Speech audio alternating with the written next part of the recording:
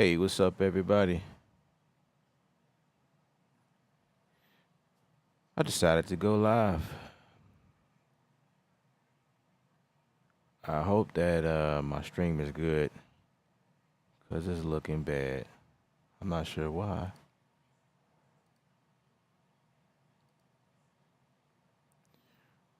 All right.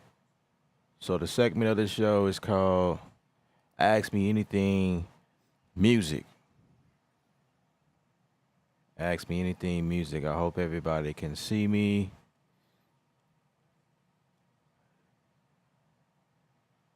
Man. So what I tried doing this time was hardwiring my connection this time to see how well the stream would go. It's been a while since I streamed.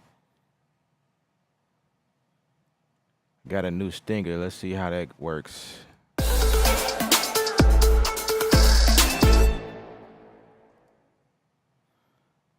All right.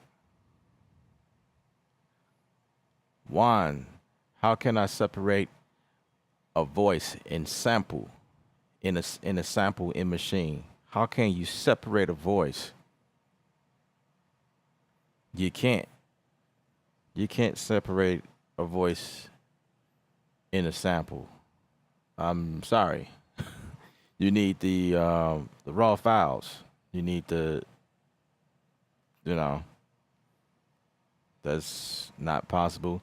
There are some devices out here or apps that I hear that does it. I wouldn't know. Yeah, I'm sorry I couldn't help you on that one. Mark, what's up? Yo, I finished the mix. Would you mind listening to it? No, not at all. Not at all. Send it to me.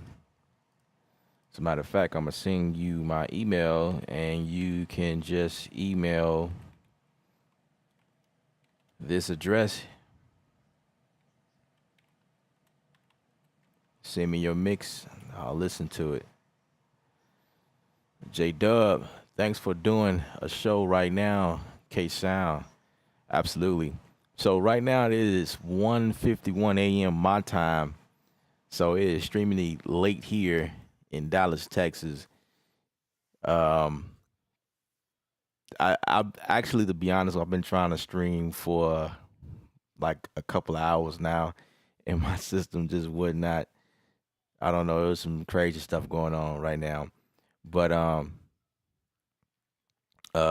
now that I got some of you guys watching, let me know what you think. What you guys think of this thing here?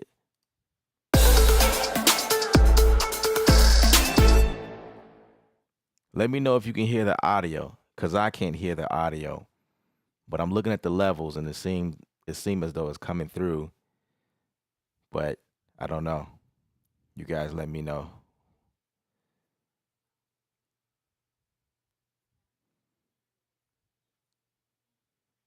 Appreciate you guys for coming out.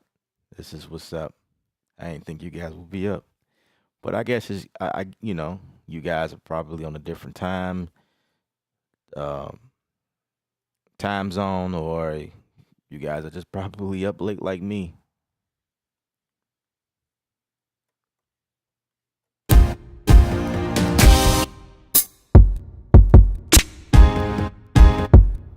I got this new instrument plug-in. It's called Beast by MVP Loops. I'm gonna tell you guys about it. As a matter of fact, I'm gonna be doing several videos based on this. The kind people at MVP Loops sent me this new kit that they designed, and so some new videos will be coming out based on that. Like I just said, Bill, what's up, man? So he says,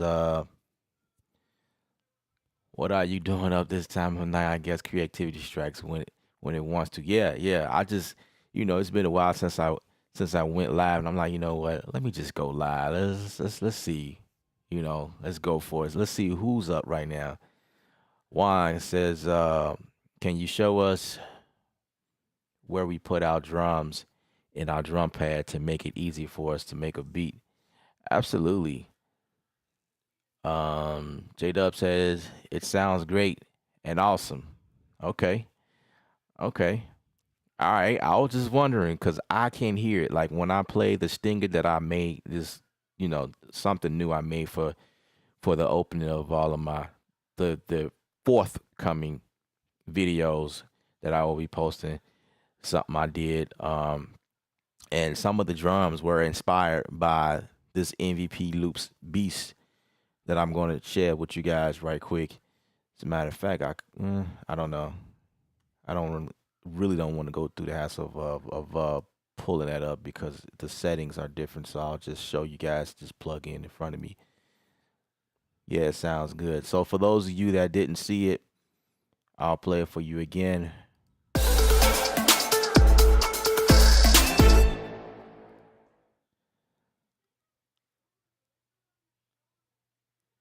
Aid, what's up? Real surprised to see you at this early 3 a.m. in New York. Yeah, it's 3 a.m. in New York, and it's about 2 o'clock here in Dallas, Texas. So you're an hour early than me. So yeah, I mean, why are you up late? What you doing? That's what's up. Um, okay. Anyway, I have this kit here. It's called MVP Loops. Let me show you this right quick. And it's got all types of settings, different presets, which is really cool. Really cool. Let's go for I don't know. Let's go for the last one. And as you can see, this thing has a lot of bells and whistles in here. You got your normal 16 pads. So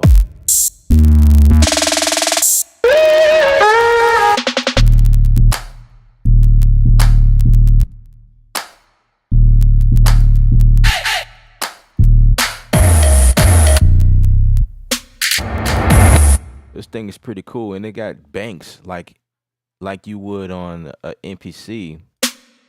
So we can just keep going.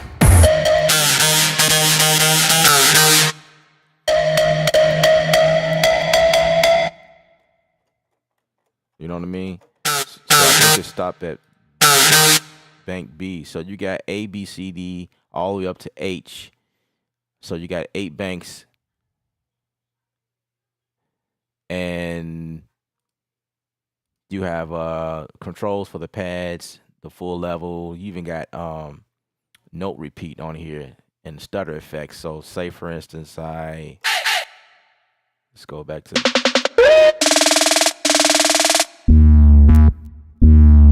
okay, so pad 5, right? And I turn on the stutter.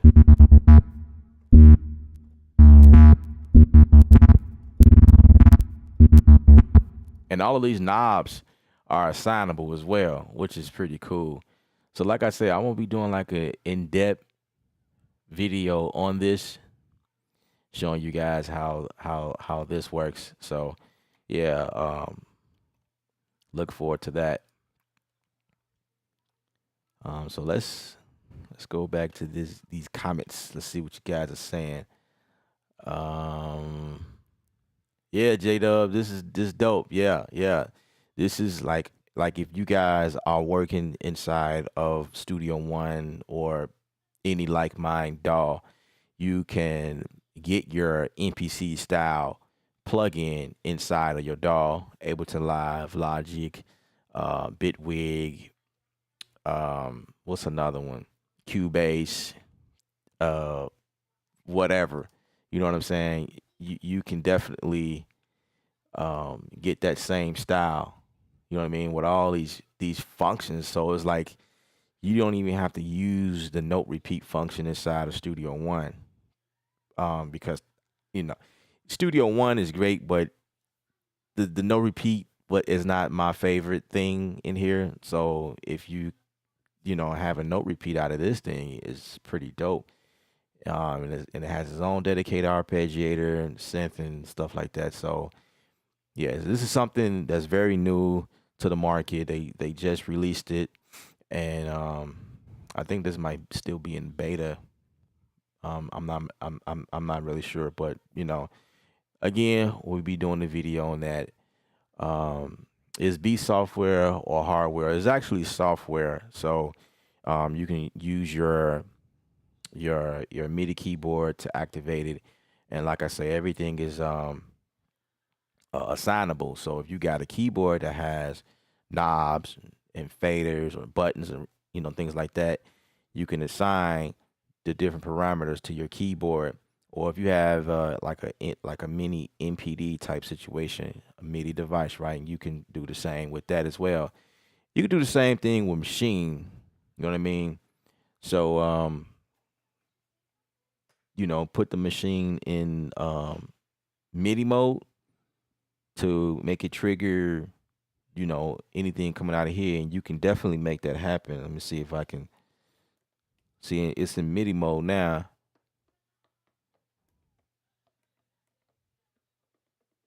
And I gotta change a page or something on here. Um, I forgot. Let's go to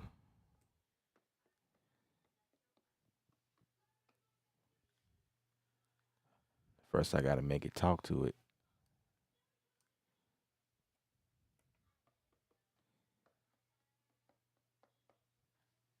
Yeah, I gotta make it talk to. I gotta change the instrument. Right now, it's coming out of. Let's see. Let's see what does do.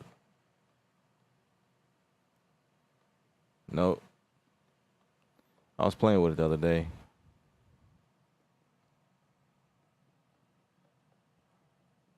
I'm looking at it. It's not even receiving any media information. But anyway, you could definitely do that. You could definitely. Oh, there's another section I can change here. Let's see. Nope, not yet.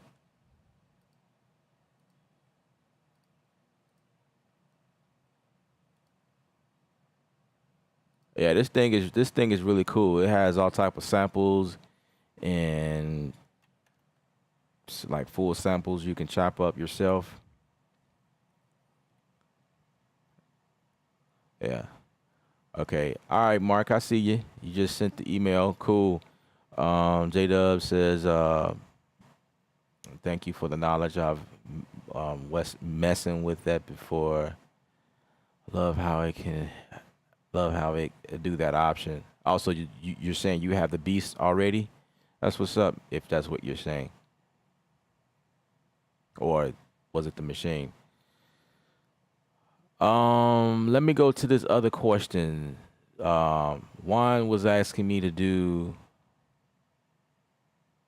Can you show us where we put our drums in on our drum pad? So basically, let me take this thing out of MIDI mode. So you guys can't really see. I don't have a camera set up. Well, it's beaming straight here on the machine. But if you can follow me, I'm gonna just go ahead and um, pull in a machine instance. So basically, Machine Studio is a standalone software, right?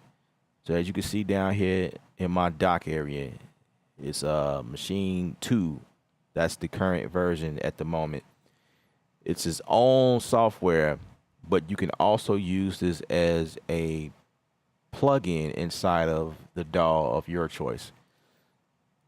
I am using Studio One at the moment, and so I'm pulling Machine over as a plugin, just like we see MVP loops. So it's just another instrument, right? So it's taking its time.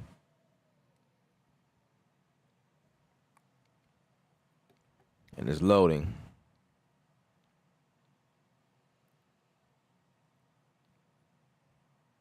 Okay. So this is Machine. And basically what you do, I'm not really sure what kits that you currently own, but you go to browse.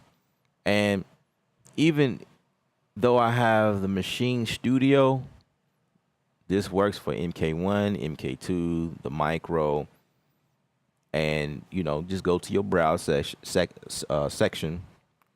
Go to. I usually like to go to groups. I have a bunch of kits that I purchased through Native Instruments.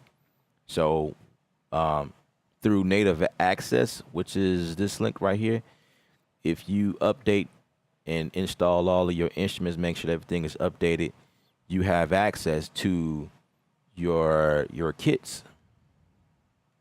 And once you gain access, everything is installed properly, then you begin to see a whole slew of kits, your list here.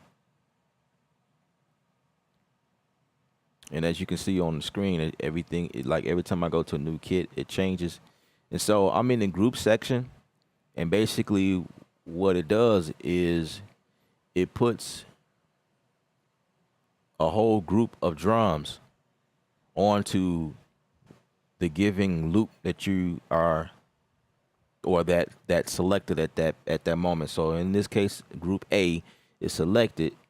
So I have, as a matter of fact, I have to do a review on Bit Riot, which is a pretty cool kit. Take you back into the Nintendo days when they first came out. So I'm gonna upload a kit, and boom, like there is a whole kit. Let me see.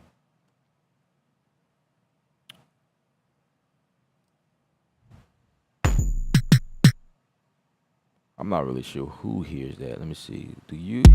Okay, you guys hear it. I don't hear it. So I have to make sure that I can hear it.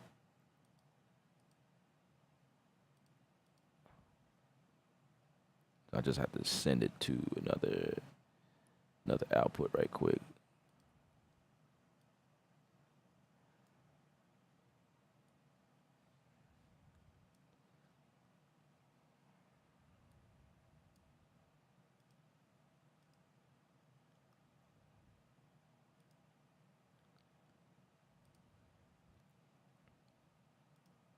Give me 1 second while I send it to. Hey, where's my sends at? Come on now. Effects.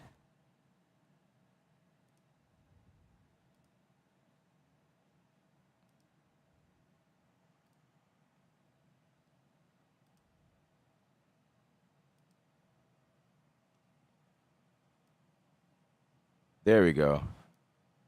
That's one crazy thing that I have to worry about. Is sometimes the send button is like all the way down, and you can't grab it.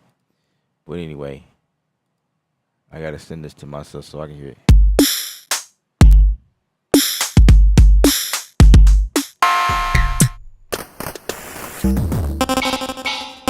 Right?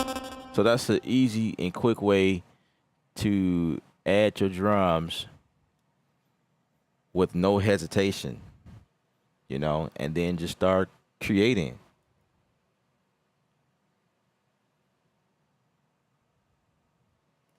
I forgot, when we are in uh when we are in plug-in mode, you can't you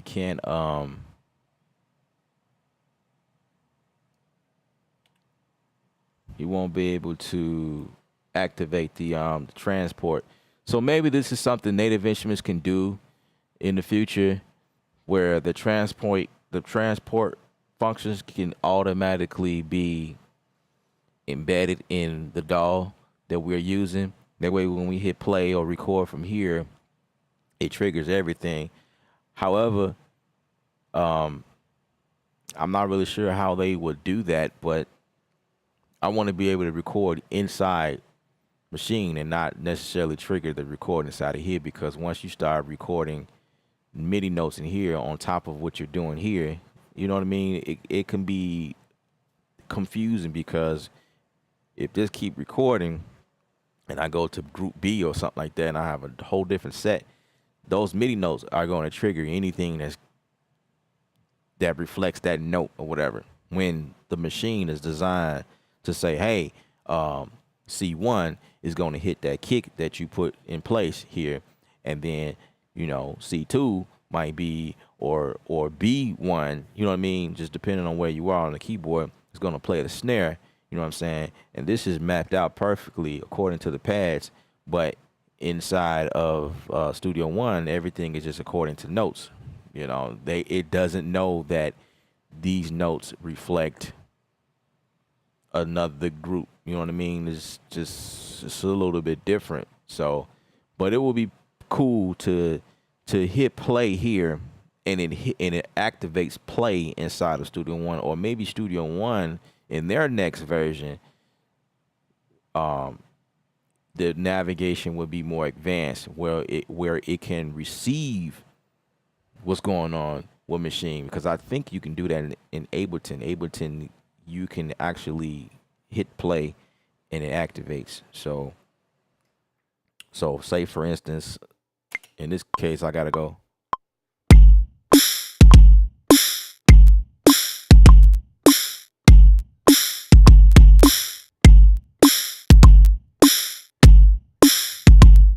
Right.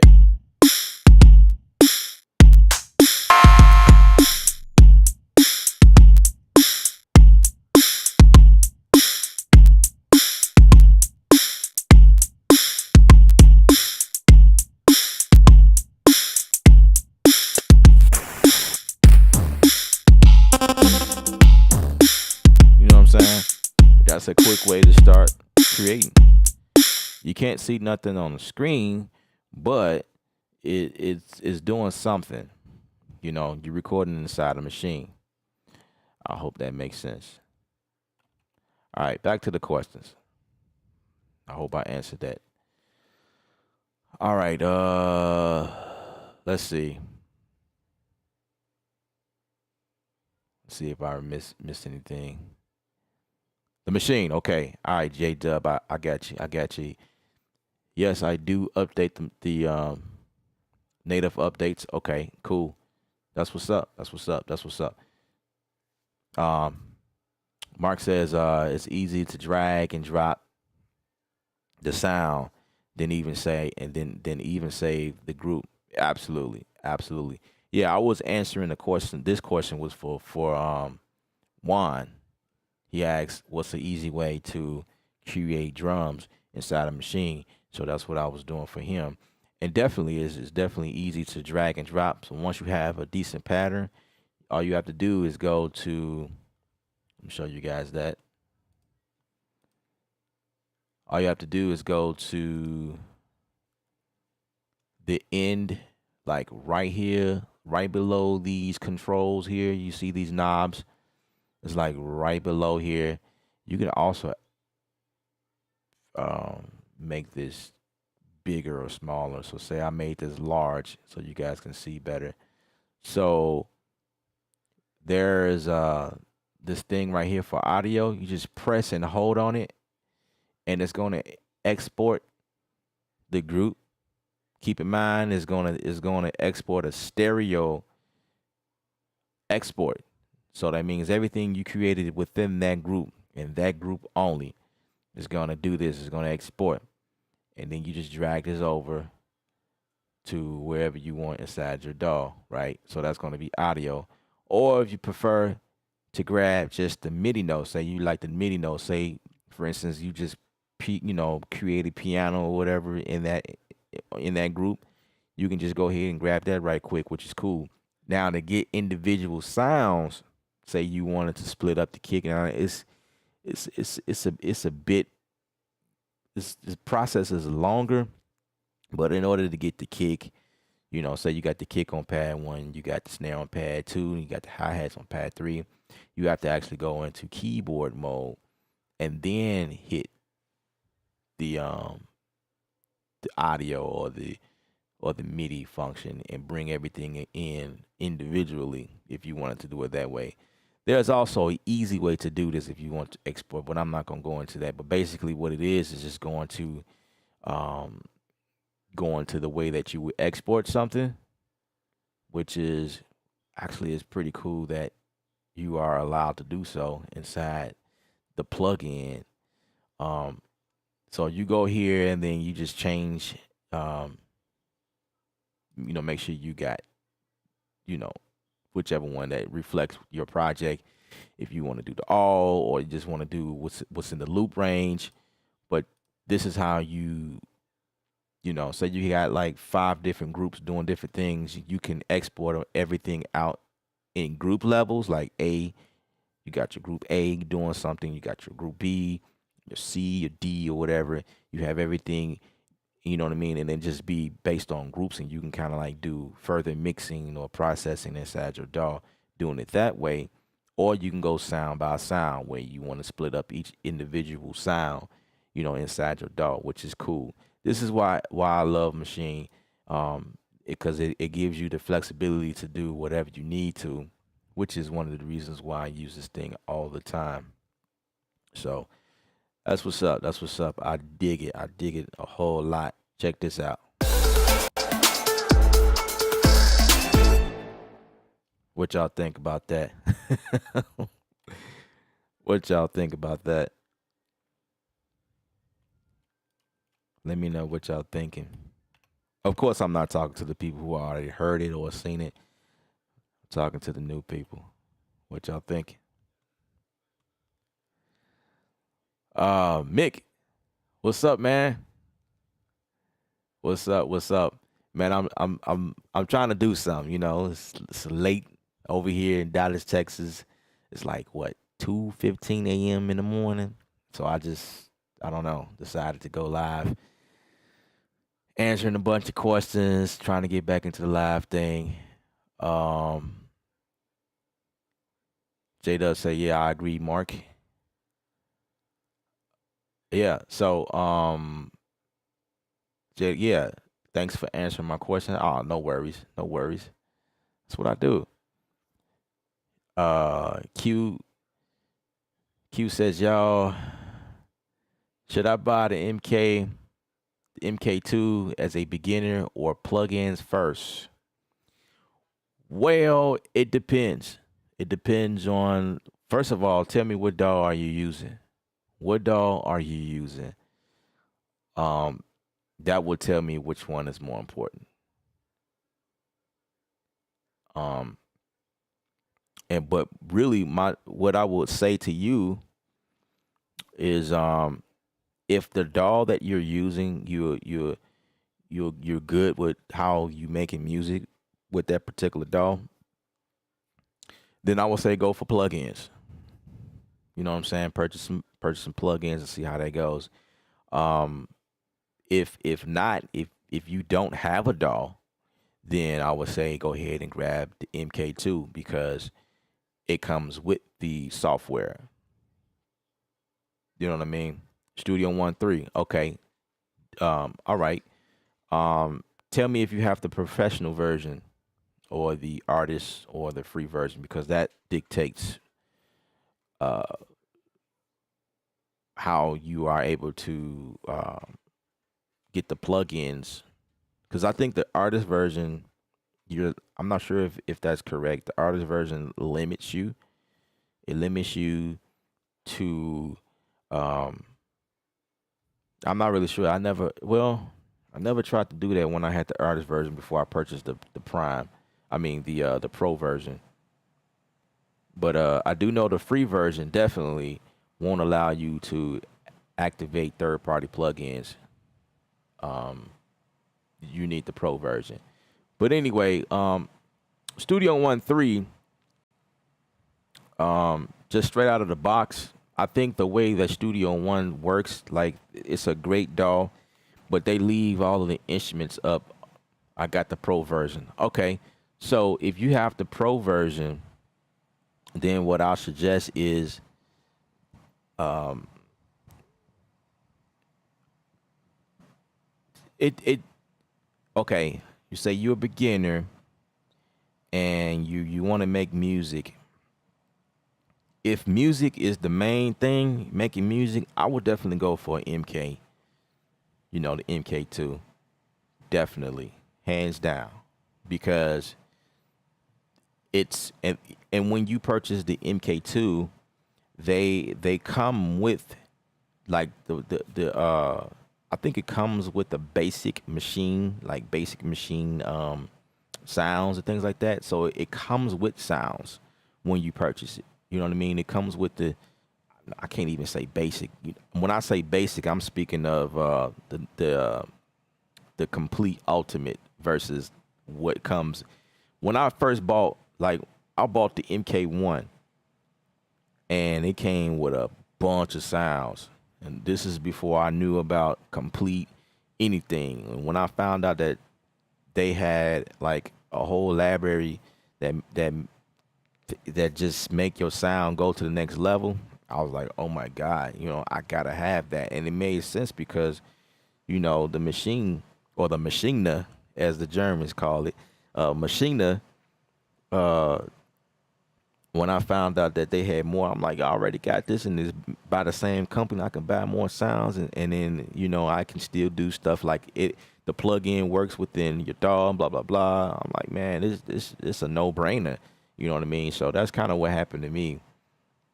I would say go for the machine. That's kind of what I say, and then build your plugins like as you go.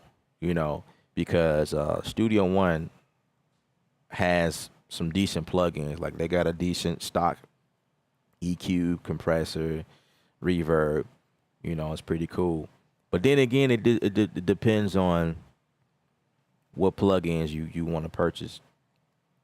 Like, are you talking about going for waves, or are you talking about going for Steven Slate bundles, or are you talking about when you say plugins, are you talking about like processing effects plugins, or are you talking about instrument plugins? I'm not really clear on where you're trying to go. Bill says, so you're totally Studio One 3 now, aren't you? I know you were ping ponging between Studio One 3 and Logic a while back. Basically, what I was doing was I first started out in Pro Tools, and then I eventually, when I got real serious in music production, I purchased Logic, and I was rolling with Logic for a very long time, for like many years, and then I got kind of stagnated. You know what I mean? Like I needed something fresh, like something that can get me to the next level. I needed something faster. Logic just, when we was in Logic 9, it was like, okay, so we're in here for like a couple of years. It was a long time before they actually came out with Logic Pro X. We was in Logic 9, and it was like, okay, so what y'all gonna do? You know what I mean? Because it was like every other DAW was doing a bunch of things that I thought was pretty cool for my workflow. So then I started looking at Studio One. When I was in Full Sail, I had a couple of course instructors that was using Studio One, but we only had to use Pro Tools or Logic because that's industry standard currently. So, and we had to do all of our assignments in either or project according to the course description, right? So when I discovered Studio One, I'm like, okay, so my course instructors kind of like told us what they like working with, and I'm like, okay, let me look into this. All right, so I looked into it, and then I purchased the artist version, and started dabbling with it, and I really didn't get it like at first. I couldn't get nothing to work like I wanted to. I'm like, you know what I mean? A new DAW, new platform. It was like in my mind, I was kind of like, whatever, whatever, you know what I mean? So, then I started looking at videos. Like I think like some months later, I started looking at videos and seeing who was working in Studio One. I saw Teddy Riley along with some other people, and they were just talking about this thing like it was it. So I'm like, okay, let me get this thing another try. So when I started to go in it, get it, a little more clarity or whatever, trying to see if this is what I want to do. You know, then they dropped Studio One 3. And so I was a part of the webinar, and I was looking at that, and I'm like, oh wow, I'm just looking at all these things that they saying that this thing can do now, and blah blah blah, and I'm like, okay, it's time. So I went and got the trial version, which is 30 days. Try it out for 30 days, see if you like it or not. And at that point, I don't even think I made it the full 30 days. I was like, um maybe 7 days in, and I made the purchase. And from then on, it was like, I'm gonna learn this thing. I don't care what project I'm in between. We're gonna export that into Studio One, and we're gonna make it work. You know what I mean? How to bounce in place, because that was one of my favorite features in Logic. We're gonna learn how to do that in Studio One. And the cool thing about Studio One was it accepts your previous key commands that you had in your other DAW. So the same key command I'm gonna use to bounce real quick, transfer it over with no problem. So it's like a lot of the stuff I was used to, it was like I was right at home. Like, man, this is dope. You know what I mean? So it just made sense to me, and then I just kind of like went full fledged and been in Studio One ever since. So it's been, for as long as Studio One 3 been out, is probably how long I've been in. I think 2 years, 2.5 years. It's been a while. It's been a while. And as you can see on my YouTube channel, I like a bunch of Studio One tutorials. Just kind of going, forth in that.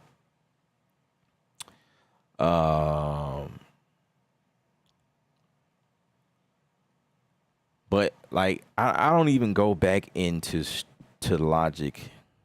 I haven't in a while. There was one time I went back to Logic where I was working on something, seeing what could be inspired, like if to see if I missed it. Like, let me go back to Logic and see what's going on. Like, there was some updates I seen people talking about. I'm like, okay, let me see what's going on. I went back and tried to create a beat in there, and I don't miss it at all. The only thing I like mostly about Logic right now is the fact that Alchemy is in there. I love Alchemy and hate the fact that it's only exclusive to Logic, because it's like, now I can't use that synth engine inside of Studio One because it's exclusive. So that's the only thing. Mark, what's up, man? He says it comes with complete select. Right, exactly. That's what's up. So basically, it's Native Instruments' most bottom basic instruments, and those instruments are pretty dope. It's pretty dope. As a matter of fact, like when they did one of those updates, it came out with 2.5 or something like that, and some of those instruments, like the drums, like Machine, what is it? Yeah, Machine Library 2.5. Right there, those kits in there is pretty dope. Pretty dope. I made some favorites already.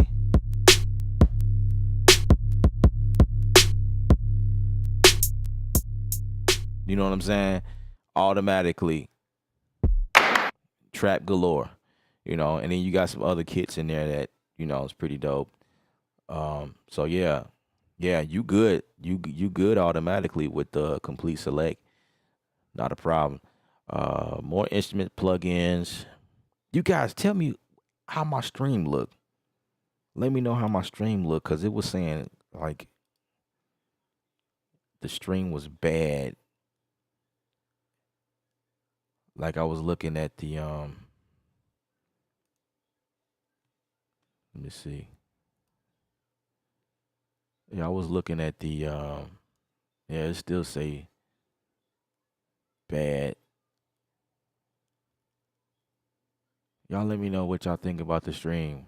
That's not something that I like to see.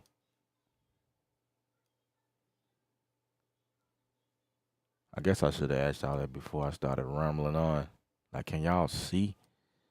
Does it look pixelated? Like, am I delayed bad or like I don't know. Y'all let me know what's up. But the crazy thing about it is my internet speed is showing good numbers.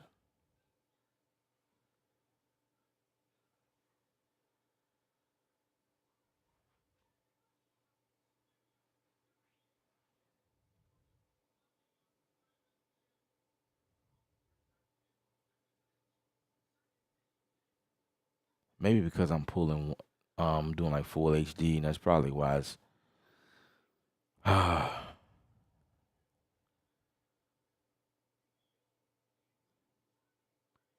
uh Q says more instrument plugins. Okay, okay, I get what you're saying. I get what you're saying. Um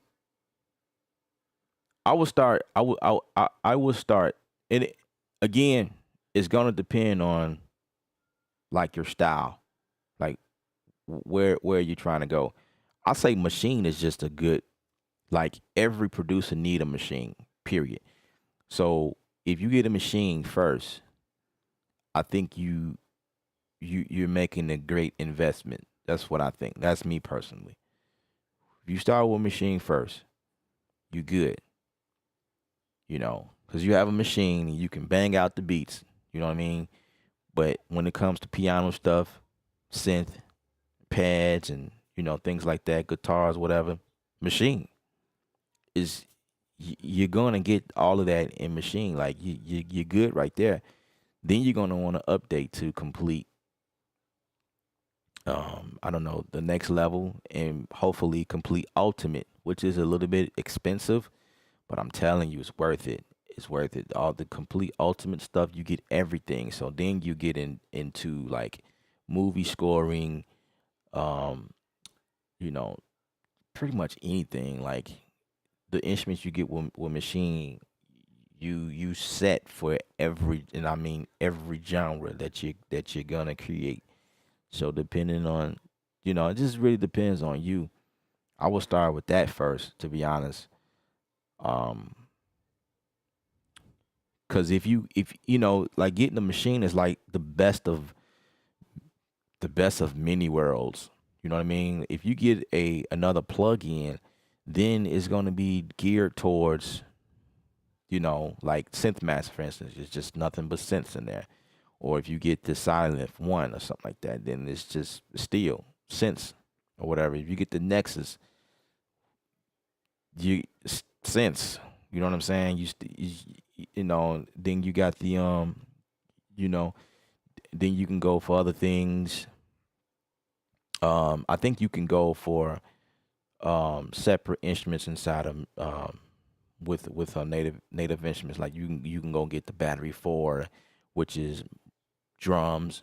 Most of it is drums. Or you can go with the massive by itself separately. You know what I mean?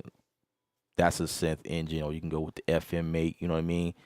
But if you get the machine, you're getting like the ability to create drums